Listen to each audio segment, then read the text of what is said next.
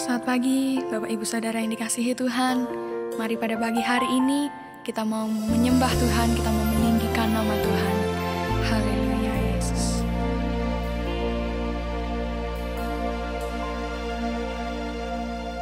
Tiada pernah ku ragukan kasih setiamu ya Tuhan. Setiap waktu dalam hidupku tak pernah kau tinggalkan.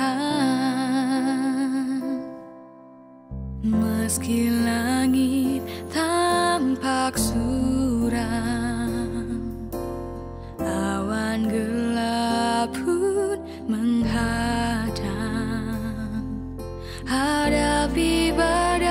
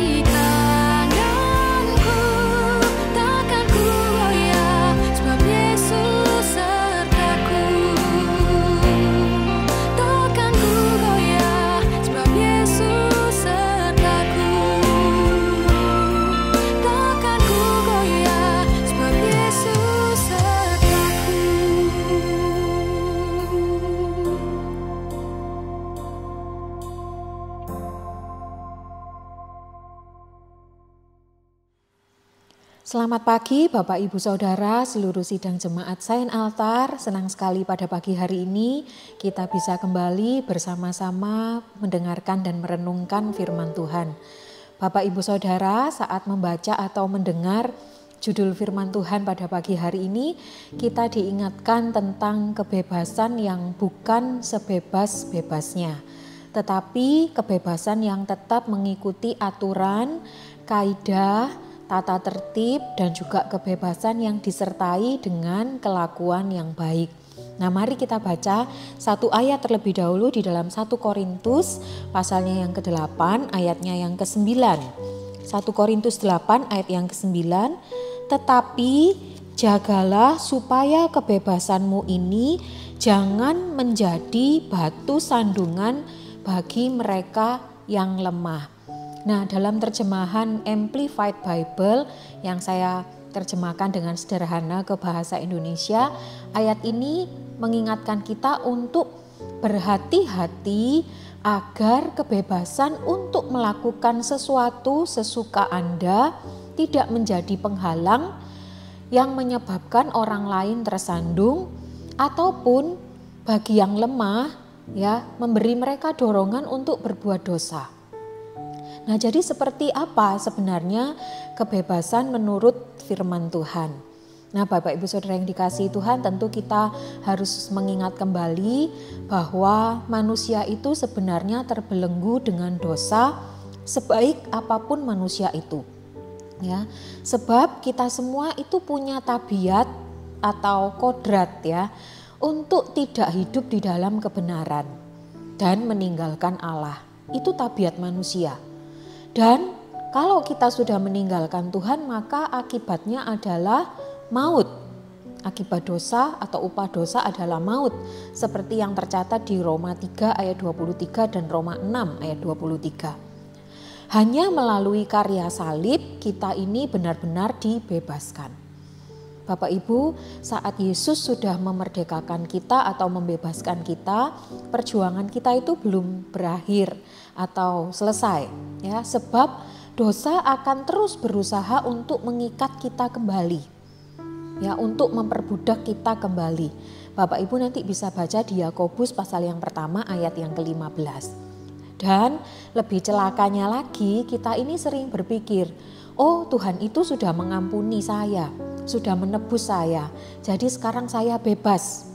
Sekali diselamatkan, selamanya akan selamat. Sehingga kita hidup sekehendak kita sendiri tanpa mau dididik oleh aturan firman Tuhan. Bapak Ibu, itu bukanlah kebebasan yang sejati. Kita jangan mau diperbudak oleh dosa. Nah, Bapak Ibu mungkin pernah mendengar istilah bucin atau budak cinta. Itu artinya seseorang yang sedang jatuh cinta tetapi dia mau melakukan apa saja, bahkan yang dilakukan ini mungkin terlalu berlebihan. Tapi alasannya dengan atas nama cinta gitu ya. Jadi orang seperti ini biasanya disebut bucin. Nah, kita juga seperti itu Tanpa sadar kita juga begitu terhadap dosa. Kita diperbudak bahkan sampai rela meninggalkan kebenaran. Bapak Ibu Saudara yang dikasihi Tuhan, jadilah orang yang benar-benar bebas, benar-benar merdeka karena hidup di dalam kebenaran. Yesus memberikan firman Tuhan untuk mengatur hidup kita, bukan untuk membebani kita, tetapi justru untuk memberikan kemerdekaan atau kebebasan yang sejati. Itu tercatat di Yohanes 8 ayatnya yang ke-32. Bahkan ketika kita dibebaskan kemudian menghambakan hidup kita dalam kebenaran, maka kita akan mendapatkan kebahagiaan yang sejati. Saat kita hidup seturut firman Tuhan, itu bukan beban, tetapi justru mendatangkan sukacita. Itulah yang tercatat di Yakobus 1 ayat yang ke-25. Bapak Ibu, kebebasan kita sebagai umat Tuhan adalah kebebasan yang disertai dengan tanggung jawab untuk hidup sopan.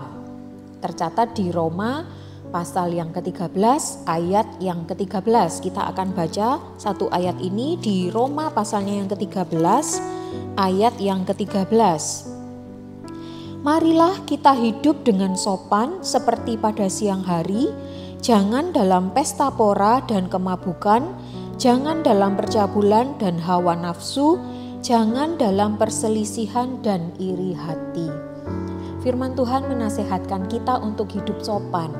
Artinya kita hidup sebagai orang yang berada di dalam terang atau siang. Dan kita tahu di dalam terang tidak ada yang tersembunyi. Semua dapat terlihat. Dan hendaknya apa yang terlihat dari hidup kita adalah hidup yang menjadi berkat.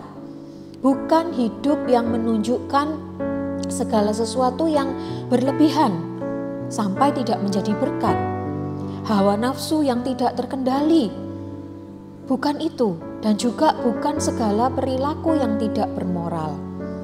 Yang terlihat dari kehidupan kita haruslah kasih Tuhan, bukan iri hati yang justru menciptakan kecemburuan dan pertengkaran. Bapak Ibu, kita boleh melakukan apa saja yang kita inginkan dan sukai. Namun jangan sampai kebebasan kita mempersulit orang lain datang kepada Tuhan. Janganlah kebebasan kita menjadi pemicu bagi mereka yang lemah imannya untuk melakukan hal yang tidak berkenan. Bagian terakhir dari renungan firman Tuhan ini mengajak kita untuk belajar bahwa kemerdekaan dari Tuhan itu adalah kesempatan untuk melayani.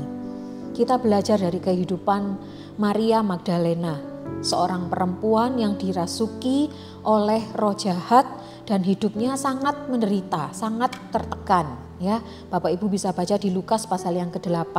Tetapi setelah dia diampuni, dia dibebaskan dari penderitaan, Maria Magdalena mengabdikan hidupnya untuk mengiring dan melayani Tuhan. Itulah juga yang harus kita lakukan di dalam kehidupan kita. Satu prinsip firman Tuhan yang indah di dalam Lukas pasal yang ke-7, ayat yang ke-47, kiranya juga menjadi prinsip di dalam hidup kita. Kita adalah orang-orang yang banyak menerima kasih dan pengampunan Tuhan. Maka sudah sewajarnya kita juga banyak-banyak berbuat kasih, yaitu dengan melayani Tuhan dan sesama.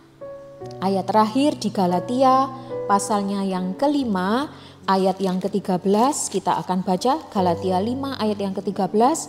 Saudara-saudara, memang kamu telah dipanggil untuk merdeka. Tetapi janganlah kamu mempergunakan kemerdekaan itu sebagai kesempatan untuk kehidupan di dalam dosa, melainkan layanilah seorang akan yang lain oleh kasih. Kewajiban kita sebagai orang-orang yang dimerdekakan adalah juga melayani sesama dan menjadi berkat bagi mereka. Kristus telah memerdekakan kita, telah membebaskan kita. Dan kebebasan dari Tuhan harus kita jaga dengan tetap hidup di dalam aturan firman Tuhan. Kemerdekaan dari Tuhan harus disertai dengan tanggung jawab untuk hidup sopan dan tidak menjadi batu sandungan bagi orang lain, serta kebebasan dari Tuhan kita pakai sebagai kesempatan untuk melayani Tuhan dan sesama. Puji Tuhan, Tuhan Yesus memberkati Bapak Ibu Saudara semua. Mari kita sama-sama berdoa. Tuhan, kami mengucap syukur terima kasih untuk berkat firman Tuhan yang sudah kami dengar. Bersyukur sekali lagi untuk kasih dan anugerah-Mu, untuk karya salib-Mu yang sudah memerdekakan kami. Dan terima kasih untuk firman Tuhan yang mendidik kami untuk hidup sebagai orang-orang yang sopan, bertanggung jawab dengan keselamatan dan kebebasan yang sudah Tuhan beri, dengan kami memakai kebebasan itu sebagai kesempatan untuk mengabdi kepada Tuhan dan melayani sesama kami. Terima kasih Tuhan, pakailah hidup kami menjadi berkat bagi semua orang yang kami jumpai, sehingga mereka juga dapat dibawa mengenal Tuhan sebagai Juru Selamat. Terima kasih, berkati dan pimpin seluruh sidang jemaat-Mu sepanjang hari ini. Tuhan pegang tangan kami mau berjalan bersama dengan Engkau. Terima kasih Tuhan, di dalam nama Tuhan Yesus kami sudah berdoa dan mengucap syukur. Haleluya, amin. Walau seribu rebah di sisi